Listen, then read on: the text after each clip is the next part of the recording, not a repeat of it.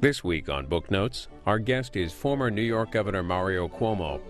He joins us to discuss his book, Why Lincoln Matters, Today More Than Ever.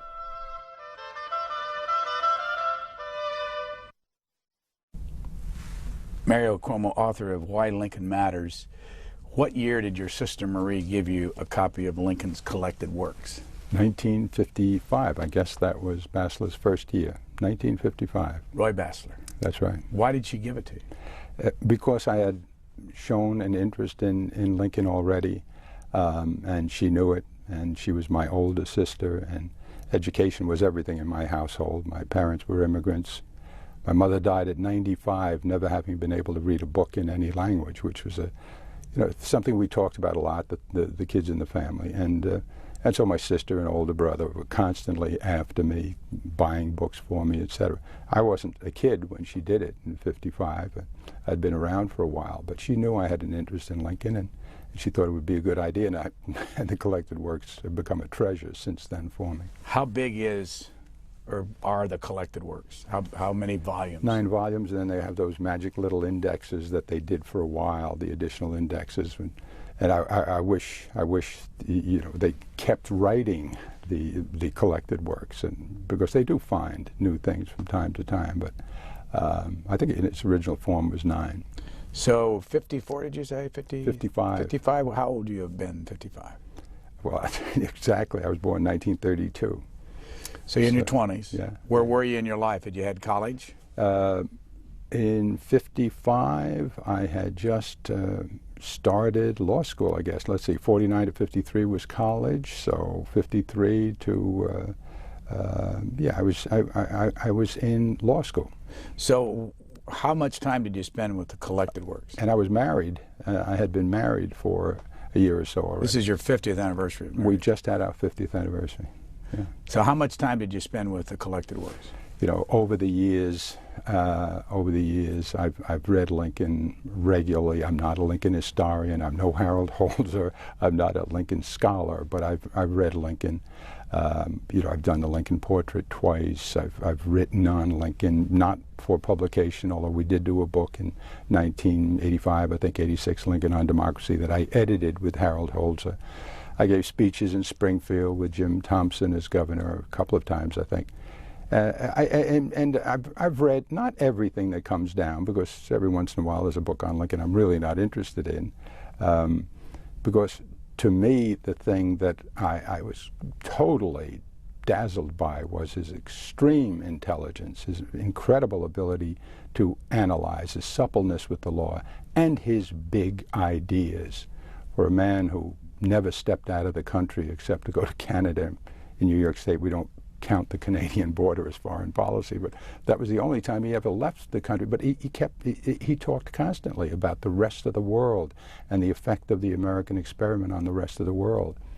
For a fellow who only went to school for a year, total formal schooling, you know, his sense of the big truths in the world, especially, and this is particularly relevant, I think, now, especially on the religious issues. I mean, he talked a lot about religion. We're confronted now by very big religious issues, abortion, stem cells, with religious predicates. And his thinking about the fundamental truths, the basic spiritual truths that every religion starts with. What is your relationship to other human beings? You know, how do you regard other human beings? And what do you do if you conclude that, well, you're supposed to respect them, love them, if you will, and work with them? And what is your mission? Well, Hebrews say the mission is Tikkun Olam, repair the universe. Christians say be collaborators in creation. He wasn't a Christian, he wasn't a Jew, but he said exactly the same thing. Your whole mission is to try to make this place better, make this living experience better. That's wonderful stuff. We don't have anybody who talks that way now, and that's why I wrote the book. You say he wrote 1 million words. I'm sorry? You say he wrote 1 million words. You think he wrote them himself? Well, let's see what his choices would have been. He didn't have anybody. He was practicing law when he wasn't being a politician, and when he was being a politician, even the people around him weren't perfectly suited to where he was. Herndon, who loved him, and you know, Herndon was an abolitionist. He wasn't where Clinton was on slavery from the very beginning. So I think he had to write it himself, and mechanically he didn't have much of a choice. You know, he did everything, just about everything, on his own, unlike most modern politicians. He had to think up the ideas. He didn't sit around with a bunch of Brahmins trying to figure out, you know, how to get around the Constitution, which he became extremely adept at. And I marvel at the suppleness he showed in dealing with the Constitution and making it sound like he wasn't breaking it in half when sometimes he was coming very close to doing that. So I think he did, I think he did everything himself. Were you able very often in your political life to write for yourself? Oh, yes. Oh, yes. On the major speeches, always.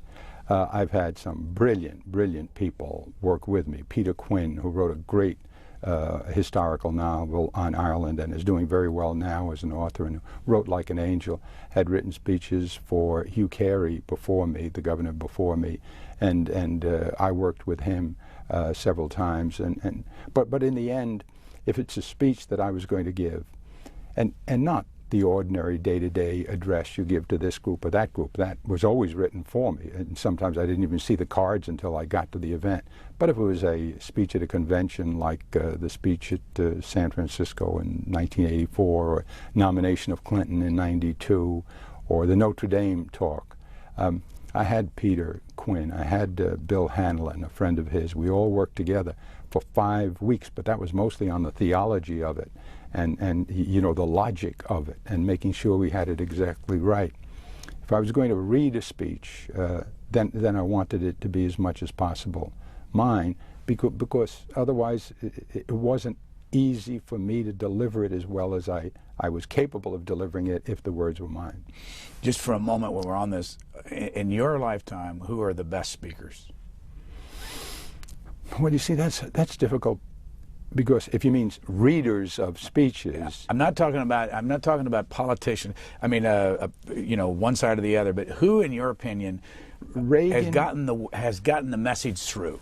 Reagan did it better than anyone that I've ever seen,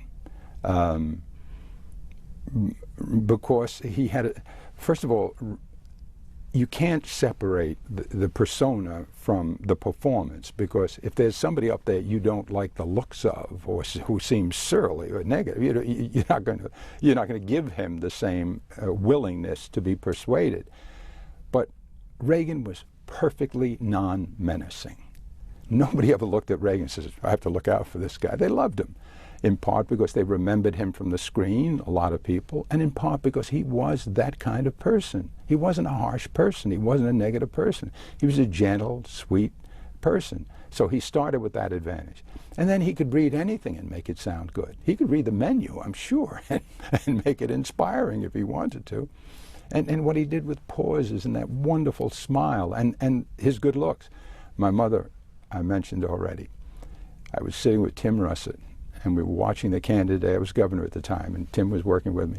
And we were watching the candidates. Only my mother's in the room with us. And Tim asked her what she thought of Reagan, and she asked me, "Quando Dana, how old is he?" And I said, "Well, he said, sit down, 70, 75. She says, "Ma I capelli sono sui." Is that his hair? And I said, "Yes." And she said, "Nate, is it dark?" I said, "Ma, they say that's his natural hair. He didn't change the color." And she said in Italian, "God must love him." And you know, a guy like that's going to be persuasive when a woman like my mother can look at him and feel that way about him. So he was wonderful at Normandy. He was wonderful in his speeches. He was wonderful. We make a little bit of fun of him in the book, in a piece Harold and I got together on the beginning of this book. Harold holds up, in which he cited some things as Lincoln epigrams that weren't really, but that wasn't his fault. He was a great reader, communicator, no question about it. He transmitted sincerity, which is the big key for a politician. Bill Clinton is a great talker. Bill Clinton is very fluid. He's very fluent, sometimes too much so, and that was what happened in '88. But he's so knowledgeable and so intelligent, and has the obvious charm too, so that makes him a very good communicator. I thought Nixon, who I got to know a little bit in a book Monica Crowley wrote. It's the only place anybody ever described this odd relationship that developed after I became governor. But his economic speeches, which I read, are some of the plainest, easiest language to read on economics that I've ever read. And he was good there. Let me just stop you a second. What was your relationship with Richard Nixon? One of the reasons I went into politics, and I went in belatedly. I mean, I was not a politician. I'm still not a politician by instinct. I mean, I love politics. I love governance more than politics. I love the serving in government, which was a wonderful opportunity. But I was involved in the Second Vatican Council with the Catholic and Jewish Relations Committee and other things, and with a rabbi. And then came Watergate, and the rabbi said to me, we're talking to all these people about what the right thing is. You've beaten Robert Moses in lawsuits, Lindsay, Mayor Lindsay of New York, Rockefeller. You constantly beat up the system. Why don't you become a part of it? So I went into government. Matilda and I decided, well, let's try it so we don't feel so much like hypocrites. For a couple of years. I stayed 20. So Nixon, in a way, was, and what he did at Watergate and what that did to the system, in part, convinced me to go into politics, and I did. So years later, 1983, I become a governor. He's out. He's living in Jersey. He's former president. I'd never met him. I bumped into him a couple of times, but I couldn't say there were meetings. I might even have, maybe I shook his hand, I'm not sure, but there was no relationship. And then I do an inaugural, 1983, and we get a call from the president's office in New Jersey or wherever it was. Did the governor get my note? Nobody knew anything about a note. They looked through my trash pail, and it was in the trash pail, and it had a tomato stain on it, I confess to you. Apparently it was a ham and cheese with tomato on rye. A note came in written, Dear Governor, in ink, Dear Governor Cuomo, and then it was typed, and it says, Sincerely, Richard Nixon. They put it all on my desk. When I got to that, I looked at it, and I figured, this is ridiculous. That Richard Nixon. So I just put it in a pail. I thought it was some wise guy Republican sending it to me. And it was after my inaugural address, and it was a congratulatory note on the inaugural address, and after his office called, I was humiliated, and I called to apologize and told them the story, actually. And that started a series of phone calls. And Monica Crowley was an amanuensis to Lincoln in his to Nixon, I believe in his last 4 years. And she was very young and very bright, and he just talked to her all day long, and she made notes. Sapphire says that Nixon always knew that she would do a book, and he was really kind of using her to get his last story out. And in the course of our conversations, some of which are reported in the book, so he must have talked to her about them, or she overheard them, I don't know which. He suggested, for example, I run against President Bush. I mean, for George Bush, the first George Bush. It'll be good for the president, he said, And he didn't, I don't want you to win, but, and so he had a kind of peculiar way about it. He also, with Armand Hammer, who is now deceased, said, you're going to the Soviet Union, I'm going to arrange a meeting with Gorbachev, which he did. And that was strangely erased just before I left for Moscow. And he swore that it was because the Bush people found out and they didn't want that. So it was that kind of thing. We talked a lot about the economy. No, strike, we talked. He talked a lot about it because at that stage in his life, it was very hard to interrupt his flow. I mean, he would call you, how are you? I saw this governor, you did very well here. And then you'd say, thank you very much, Mr. President. Incidentally, what do you think about, boom. And that was the end of, that was it. Then he would stay on that, whatever the subject was, the economy, foreign policy. And when you tried to get in, he'd like, oh yeah, very, but he'd return. So it was mostly a way for him to ventilate, I thought, the conversations. I met him once, he was in New York after that, but most of it was just these telephone conversations until finally he passed. Let me go to Abraham Lincoln speaking. I know you've studied him closely. What would he have been like, you think, in the television age? Would he have been able to have made it? Everybody, it's such a difficult question. I start with a blunt, crude evaluation. He was so smart. He was so wise. He was so acute in his intelligence that I can't imagine any of the technological impediments really hiding that. I don't know what his voice was. You hear all kinds of descriptions. It could be heard at the 1,000 feet away, but it was high, and it was this, and I really don't know. And a beautiful voice like Reagan's would help surely, and a screechy voice would not. But I think no matter where you put this man in our history, whatever period, whatever the technology, in the end, his ideas, his intelligence. I don't know that his sense of humor, he had a great reputation, as we know, as a storyteller, etc., but I hate puns. And when I discovered he liked puns, that kind of disappointed me. And the one that maybe is the worst, he was walking down the street with somebody and saw the sign, T period, R period, Strong, the name of a company, T.R. Strong. And he looked at it and said, T.R. Strong, but coffee are stronger. T.R. Strong, but coffee are stronger. That was his. Why do you hate puns? I don't know. But they torture humor. I mean, they're too crude a use of humor. And for a guy like him, whose subtlety and I so admired. So I'm glad I never heard any of the bawdier stories he told when he was a young guy. No. So I think, Brian, if you had him today, and I tried doing this in page 166 in the book. I do a State of the Union by Lincoln today in Lincolnesque language. And Harold Holzer, who worked as, and who everybody knows is a great Lincoln scholar and an old friend of mine, Harold Holzer, who I first gave I said, Harold, I'm going to write this, I'm going to write it tonight.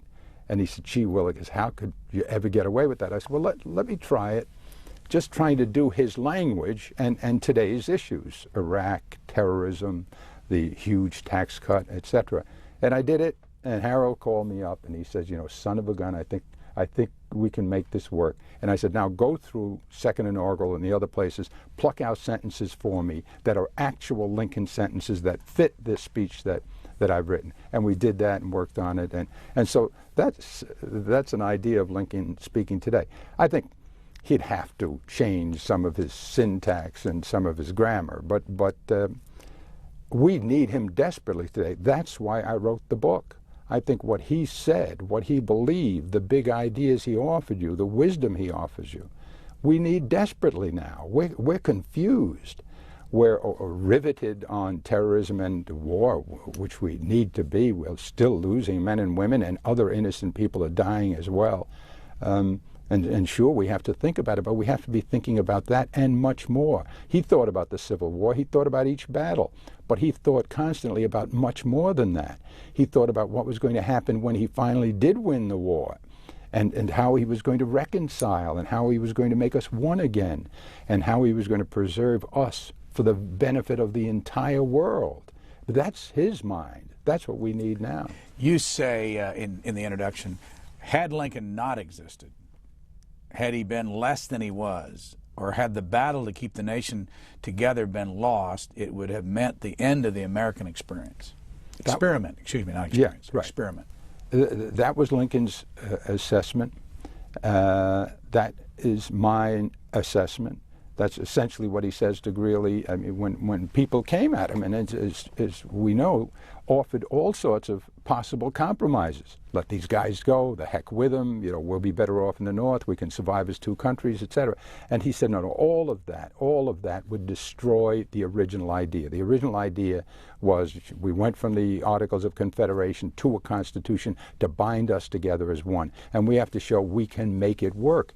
And if you allow them to secede, and if you allow them to create their own republic, then eventually it will be a temptation to have still another fragmentation. And the process of fragmentation having been established, you'll eventually crumble into particles. That, in essence, is what he was saying. And he was, I'm sure, right. He said, look, the whole world is looking at us.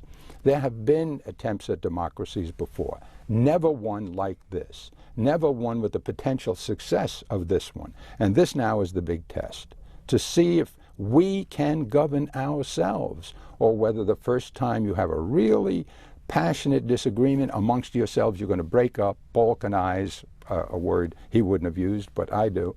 And that was his feeling, and I think he's right, and I think he made the right judgment, and that was to pay the price to keep the Union together. You also write in the introduction, neither party, Republican or Democrat, so far has presented a compelling, comprehensive, achievable vision that sets out the basic principles we must live by to bring us closer to the more perfect union described by our founding fathers. Now, your own party's not going to like to hear that. So be it. Neither party so far has presented a compelling, comprehensive, achievable vision. I think that's absolutely true, and I think it's absolutely true of my party, and I'm devoted to my party, and I'm devoted to the candidate we have, but it's clear we haven't done it yet. Now, this is not to say we won't, and I think, as a matter of fact, we'll have to win, to be honest. I think there's a reason why we haven't done it so far. I think right now it's the campaign is Bush against Bush, and Bush is losing for the time being, because the fact of the situation is that everybody's watching Iraq, and everybody's still concerned about terrorism, and he is the commander-in-chief, and he is in the middle of the action, and so of course we're focused on him. It makes very little difference what John Kerry or anybody else on the Democratic side says now, Joe Biden or any other spokesperson, because we're watching our president. They don't have the power to influence that president.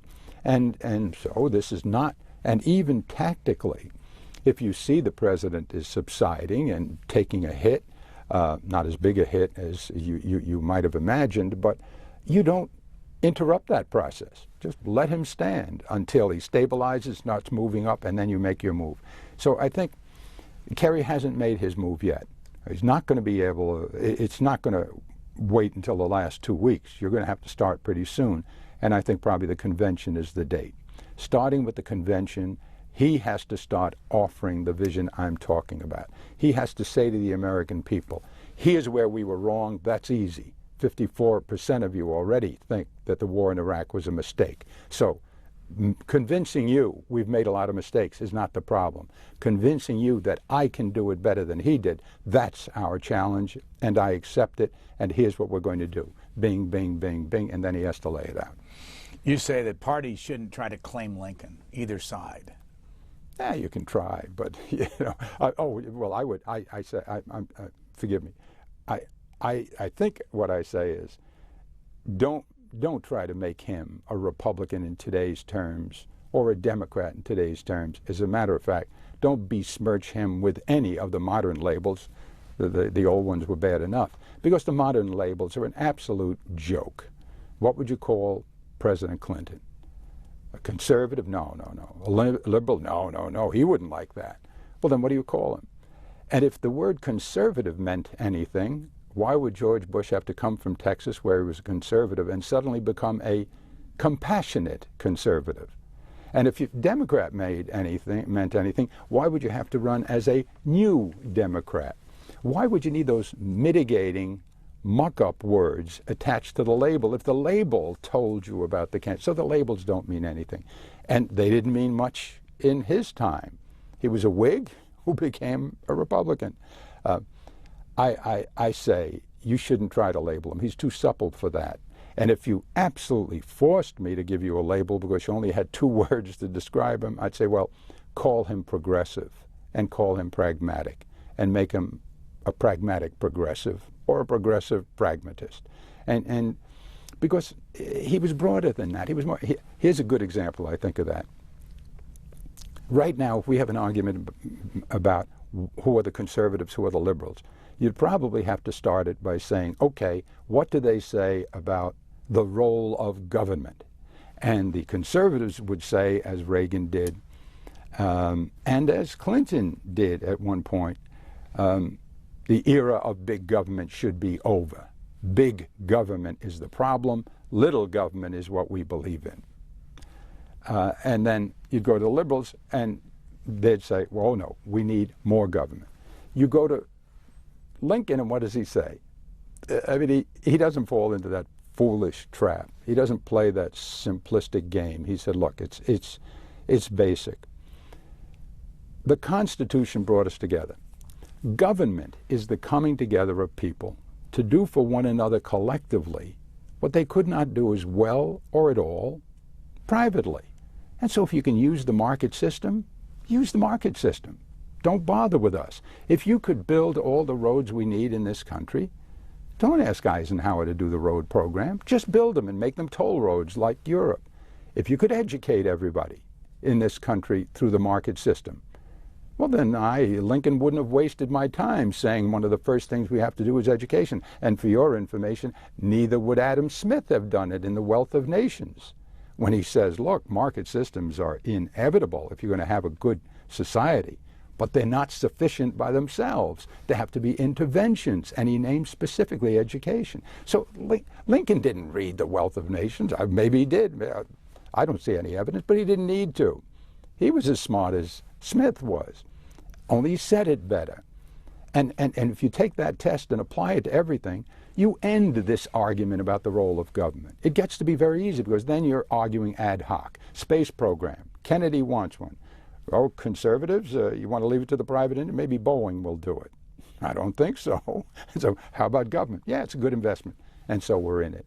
And on and on and on. With Lincoln, it was internal improvements. We're talking about a bank. We need a bank. With Hamilton, it was the national bank, et cetera, et cetera.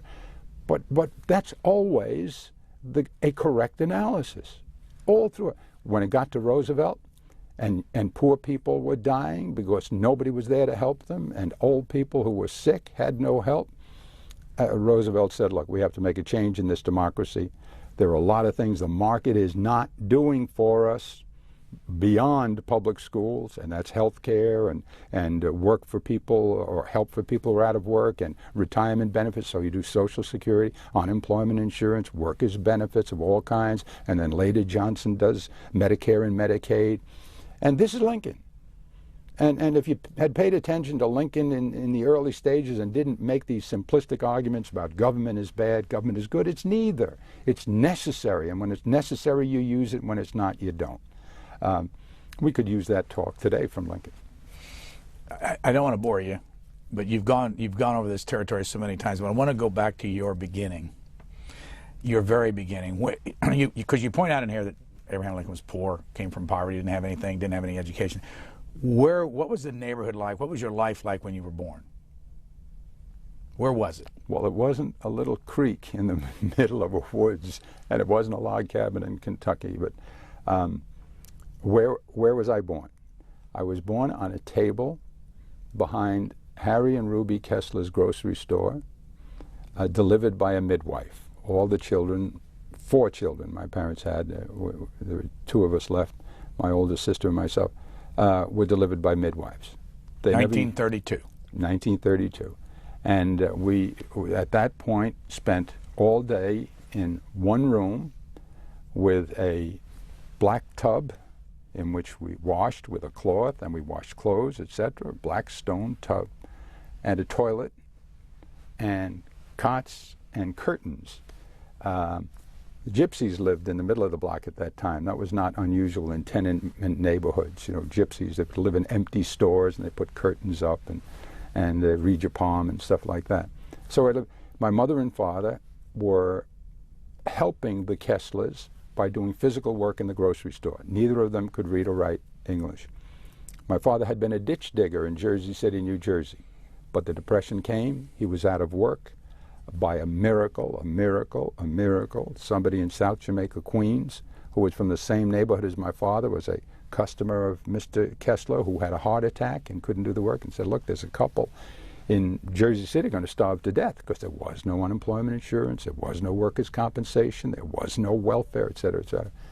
And they'll work like horses for you. Just give them a place to live, and give them a little something to eat, and a few bucks now and then, and we'll help out. 7 years later, the Kesslers turned the store over to my father, and they stayed for a long time helping him because he needed a lot of help. But he stayed there for 27 years. Well, you know, then. But how long did the family live in one room? In the one room in the daytime, we lived for, I guess, 5 or 6 years, and then, but after 2 years, he found a bedroom for the kids upstairs, and my mother and father stayed in the one room, and then after that, we found an apartment. It wasn't much of an apartment. Let me make this clear before that sounds like a very, tough, spare existence, and it wasn't. You have to keep it in context.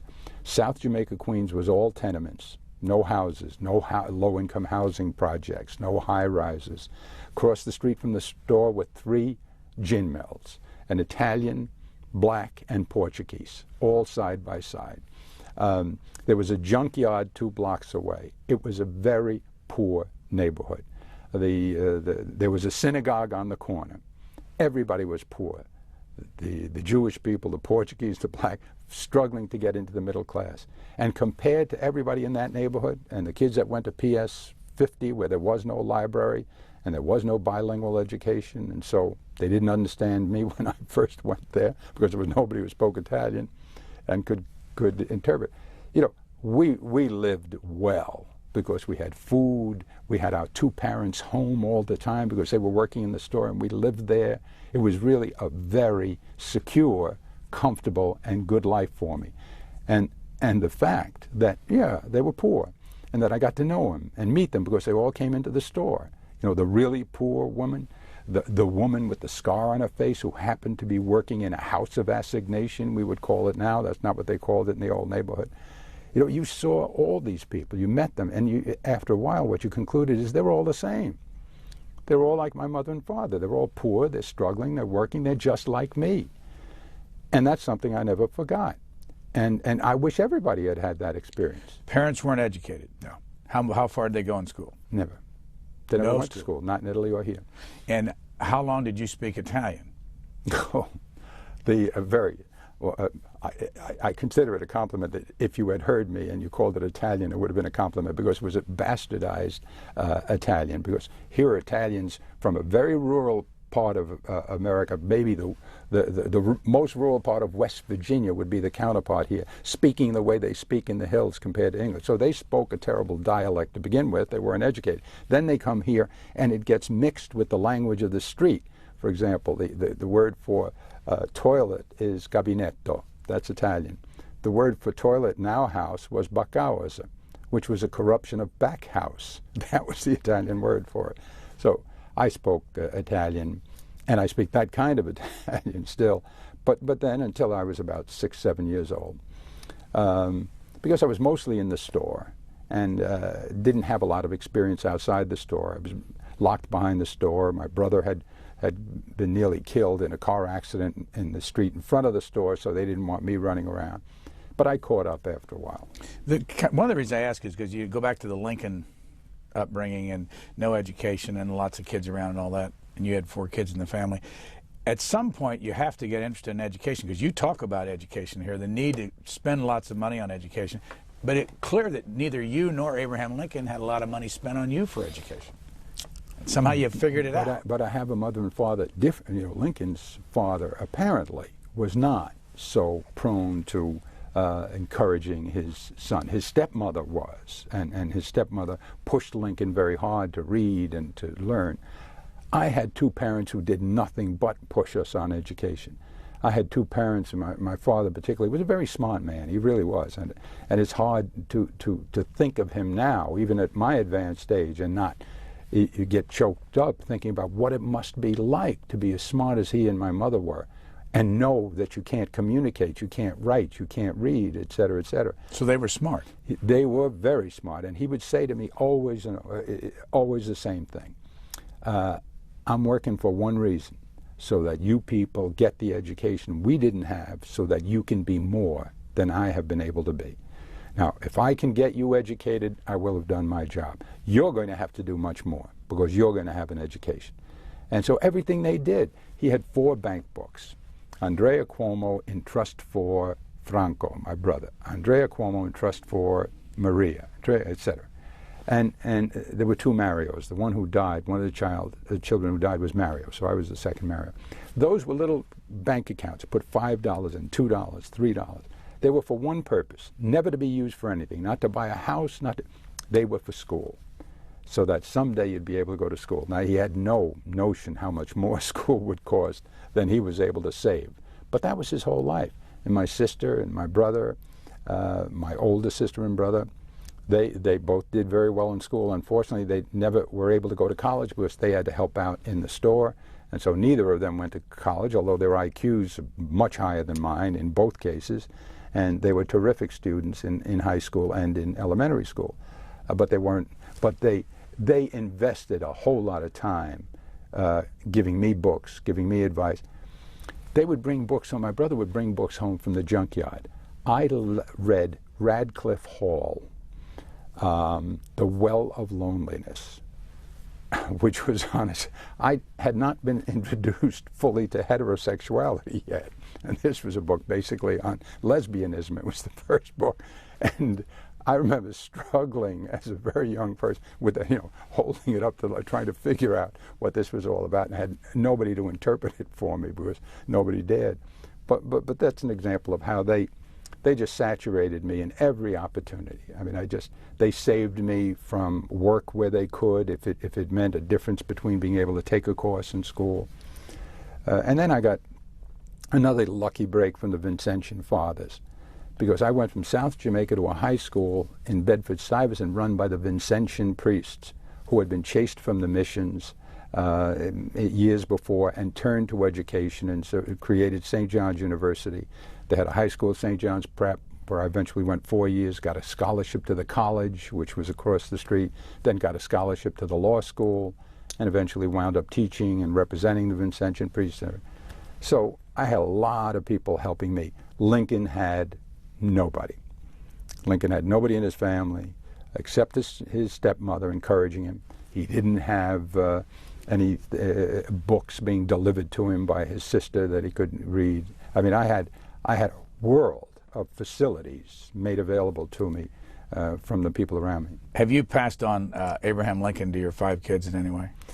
Yeah, but well, it's kind of inevitable because, you talk about it a lot in the house, etc.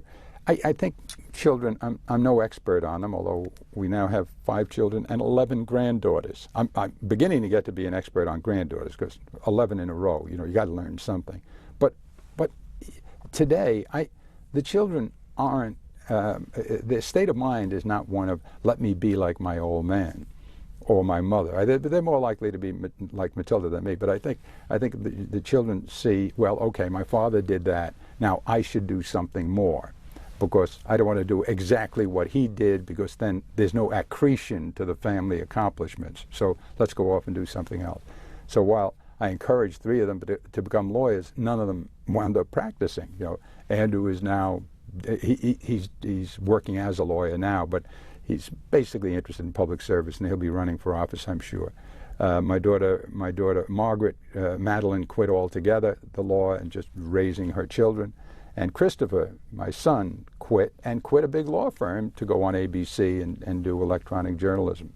About the other 2 kids, what are they doing? Well, my first child is Margaret, my daughter, the doctor. She's a radiologist, and she's now doing all kinds of things, including raising a second child who came as a great blessing to her after 15 years from the first child's birth. And Maria, my daughter Maria, did not become a lawyer, but is now running the largest homeless housing project in America, which means in the world. Help for the Homeless, which was started by my son Andrew and is now run by Maria and has been for the last 8 or 9 years. You practice law, you live in Manhattan. Do you speak much?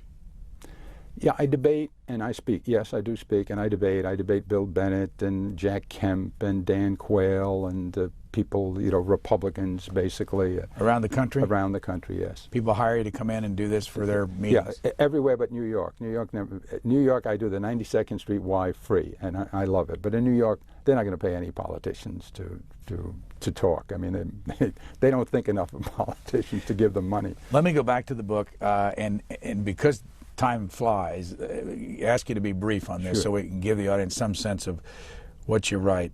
You have a whole series of what would Lincoln say, and I'll go through them, and then you can just give us a minute or so we can find out roughly what he was thinking. What would Lincoln say about war? I don't like it.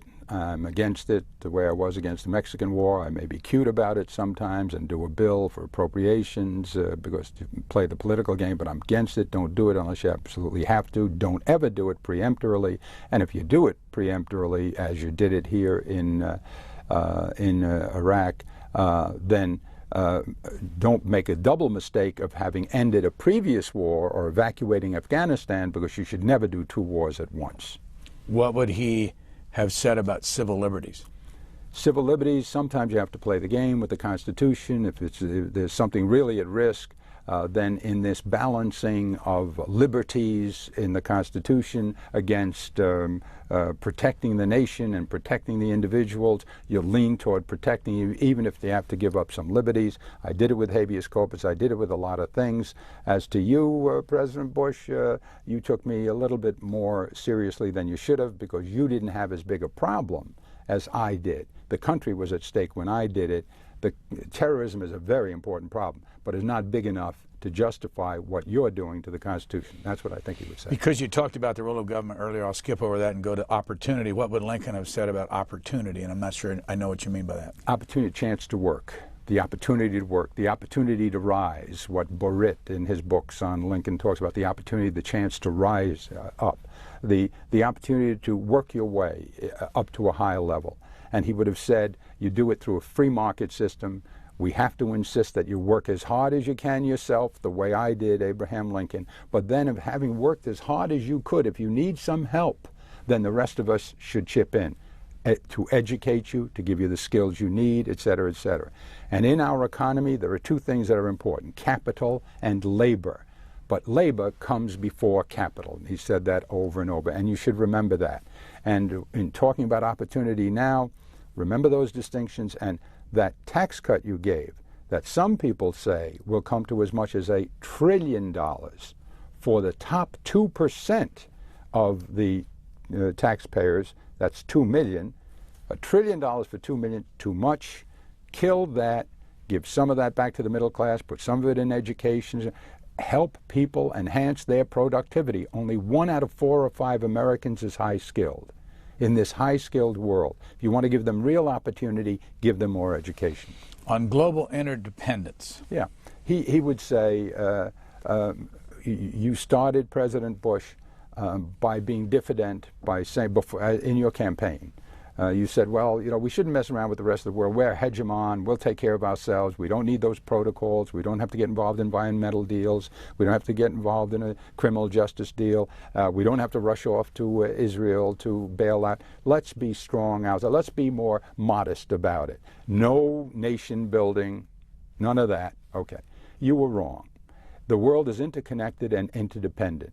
It was when I was president. I could see it then. And I never had what you have, you know, the mobility, the total reliance on one another. You're a hegemon, but you're not big enough to do without the rest of the world. And the rest of the world needs you. So you should be more leaning toward the interconnectedness and interdependence of this world than you have. Now, belatedly, you've been forced into it. Good. Stay on that path. Work very hard to get the support of as many people in this world as possible and help as many people as you can. Supreme Court. Supreme Court, I think he and Bush and Franklin Roosevelt and most of the presidents would agree, regrettably, because I disagree with all of them, and that is, look, when it comes to the Supreme Court, you can talk all you want about the niceties of the difference between judges and politicians, but you make sure first you get your political wishes done. If you want to end Roe against Wade, get somebody who guarantees you he or she will do it. Now, I don't know how you do that within the technical rules, but I took care of myself politically by putting people on the Supreme Court who I thought would protect me in the judgments I made on the war, the political judgments. That's what you're doing, obviously, because you say you want somebody like Scalia and somebody like Thomas, and that's what Roosevelt did. And Clinton was not. Clinton, because he himself was a constitutional lawyer, I think had a more refined and sincere sense that, hey, look, there's a big difference between judges and politicians. The same person as a politician could arrive at a different conclusion as a judge, because the judge uses different criteria. And so to make them politicians is to demean them. But everybody does it. Lincoln did it. Bush is doing it. They would probably agree on that. Were you offered a Supreme Court seat? Yes. Why didn't you take it? Well, first of all, I was hoping I'd never have to explain it, and so I never said anything about it, but then somebody, Stephanopoulos, put it in the book, and then the president said it a couple of times publicly. I thought, and my family doesn't understand this either, and it's very difficult to explain, but you know, if you look at the problems of this country politically, now I'm a lawyer. The thing I do best is as a lawyer, not as a politician, but I did spend 20 years, and I was governor for 12 years, and it's why I wrote the book. And there are all kinds of problems. Some of them have to do with the Constitution, but you get 75 cases a year. Maybe 2 or 3 or 4 of them would be really big. I would be a dissenter, probably. And every once in a while, maybe I'd write a good dissent, and maybe it would change somebody's mind. But if you leave me off the bench, then for the rest of my life, I'll be able to bring to bear everything I know about politics, everything I learned in New York State for 12 years as governor, and 8 years before that, everything I learned about poverty, about the role of government, everything I've learning from Lincoln. I can go and participate in arguments, I can help, and I feel myself that I'm more valuable doing that. Now, nobody hears my speeches because I'm not in the public eye, and probably not as many people as I'd like will read the book. But from my own point of view, the feeling I have is I'm giving everything that I got by way of my experience back every day that they give me a chance to do it. And I just feel better doing that. Did you ever come close to saying yes? No. As long as we're on this topic, why didn't you go for the presidency?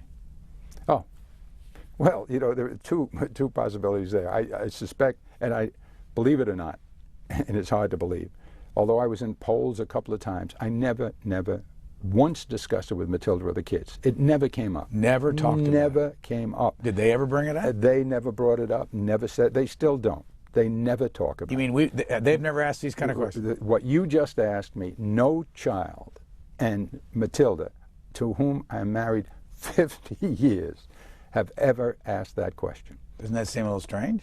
No, because other people did. And you know, I mean, they can watch this show, find out. First of all, this intrigues me. An editor at the New York Times once said to me, "I don't think you have the fire in the belly to be president." I said, "Well, look, if that means I don't have the courage," I said, then I'm going to be offended, because you know, running for governor wasn't easy, and I had Roger Ailes against me twice running campaigns, and they were very, very tough campaigns, and I survived those and a campaign with Koch, and I've taken a lot of hits as governor, so I'm not afraid of that. If you're saying I don't have that desire that's driving me, that says I must be the president, you're absolutely right.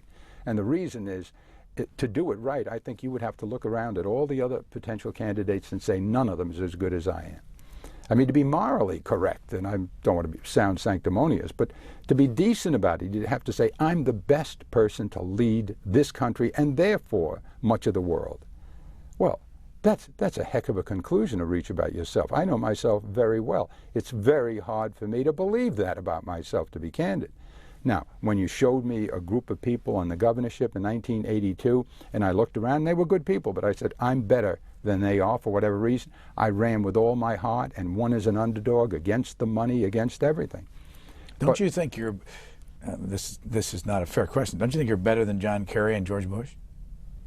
Today, absolutely not. Oh, George Bush, I'm not leaving. John Kerry, absolutely not. No. Today, I mean, my age, my background, no. I mean, better than Bill Clinton? No. No. Now, Clinton was in the field in 1991. I finally did look at it in 1991 because it was they made a big thing of it. I said, let me take a look at it. I did. People came back and they said, there's plenty of money, you're first in the polls, et cetera, et cetera. How close did you come? I announced I will look at it seriously, and if the Republicans will make a budget, they have controlled the House, the Senate in New York for 70 years. If they make a budget, I will run. But I can't leave this state without a budget, because that will, you know, they'll destroy me in the campaign and it would hurt the state badly. And the Republicans, for reasons I will never understand, refused to make the budget until the primaries were over. Was the plane really on the runway and ready to go? It was, but I didn't know it. And I mean, I've had to defend myself for, you know, why did you let that happen? I didn't let it happen. There were a group of people who wanted me very badly to run and who were pushing me to run, and I told them, I will make the decision. I didn't tell, and Ron Brown, may he rest in peace, who I taught. He called me professor until he died much too early in his life. And he called me from Paris 2 days before he died. But Ron Brown had said, make the New Hampshire, please make that a deadline, Governor, because people are going to be, Professor, people are going to be asking, etc. So somebody put a plane out there, they raised money, they had it going. I didn't find that out until later. How in touch are you with today's nominee? Well, I talk to people. I talk to Bob Shrum, and I talk to people in the campaign just about every day. What would Abraham Lincoln do if he were president today, based on what you know about terrorism? He would say it is. He would say, first of all, don't call it the war on terrorism.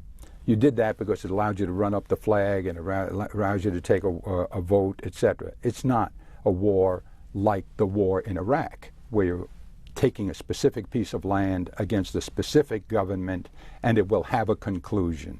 This war is not going to have a conclusion, any more than the war against crime will have a conclusion, or the war against poverty will have a conclusion, or the war against illness will have a conclusion. So get that clear in your mind. It is not the same kind of war. Number two, it will take military force, real force. And where you find a nation that is hosting, truly hosting terrorists, and nothing else works but military force, you will have to use it. And when you find groups of them like Al-Qaeda, you will have to use it. And to get Osama, you will have to use it. You must find them, so you'll need military force. But to think that military force is going to end terrorism is ridiculous. Why? Because the terrorists are willing to give their life to take yours. And so you can't frighten them with force. You'll need other things. You'll need propaganda to stop the madrasas from teaching young jihadists to kill all infidels, that there is no answer but the slaughter of the infidels. You have to stop that. You have to stop the Saudi Arabians from feeding it. Maybe now that the terrorists attacking them, you have an opening there. In addition to that, you have to do what Colin Powell has a program to do, but nobody's allowed him to run it by giving him money. And that is the partnership program with other Arab nations to work on the economic problem of the Arab lands. There are 90 million young Muslims between 15 and 24. A lot of them are out of work. A lot of them are desperate. They're easy to teach in a school to hate somebody. Take it from a governor who knows you can't stop crime, you can't stop killing with prisons and police and judges and all of that. It takes much more. You have to figure out what the source of this is. But you people won't talk about the source of it because you think that's mushy-headed liberalism. No, that's stupidity of you people not to consider the other causes here and deal with them as well. I think the analogy I use in the book he would like, and that terrorism is a cancer, and you have malignant growths, and you must extirpate those growths. But terrorism is a perverse kind of cancer that when you pull one out, and Osama bin Laden, for example, it's going to produce others. So you have to get at the cancer that creates the growths. And that's different than the force that extirpates the malignant growth. If these figures are right, and you never can be sure of the vote that people use, the House vote for the resolution to allow George Bush to go into war was 296 to 193. 81 of the 296 were Democrats. In the Senate, it was 77 to 23. 29, the Democrats voted for it. If the Democrats had stuck together and had not voted in either house for it, he wouldn't have gotten this resolution. That's right. Can you blame just the Republicans for what happened in Iraq if you don't like it? No, you can't. You can blame President Bush for, in a nutshell. Before you just say anything, let me just also say in your book, I got the distinct impression, and you may not like this language, that you really don't like George Bush. No, I don't like his policies. But you're very strong. I mean, this is, I'd say, a book about you, a book about Abraham Lincoln, and a book about George Bush. Well, I would say his policies. I liked his father a lot. I don't know this George Bush. I know Fred Wilpon, who was an owner with him, who told me, look, he's a terrific guy if you ever get to know him. I'll take your word for it. I like the fact that he's a man of faith. I don't like the fact that he uses it the way he does. Religion is, to me, maybe the most interesting piece in that book. How Lincoln's religion would be, and Bush's religion. No, so I do not like his policies at all. I don't like them on the war. Here's why not on the war. You say there were three rationales: weapons of mass destruction, complicity, and imminence of the threat. You admit that you were wrong about all three. You admit that. But you say the war is justified anyway. Why? Because you wanted to take down Saddam, who was a bad man. So you're saying you're going to justify the loss of 850 Americans, thousands of innocent Iraqis, the loss of $150 billion, the loss of the respect of much of the world. And you're saying that would justify your doing it again.